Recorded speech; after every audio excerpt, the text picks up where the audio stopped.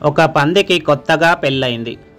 ఆ పంది తన భార్య ముందు గొప్పలు చెప్పుకుంటూ, నేను ఎదురెళ్తే ఏనుగు సైతం భయపడుతుంది తెలుసా అని ప్రగల్భాలు పలికింది.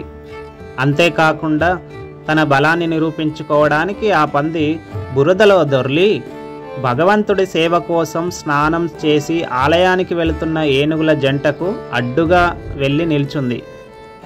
ఏయ్, దమ్ముంటే నాతో మల్ల యుద్ధంలో పోటీకి నిలుస్తారా అని ఏనుగులతో అన్నది. అందులో మగ ఏనుగు సున్నితంగా తిరస్కరించింది. ఆ పంది మరుసటి రోజు కూడా అలాగే చేసింది. కానీ ఏనుగు మాత్రం తిరస్కరించింది.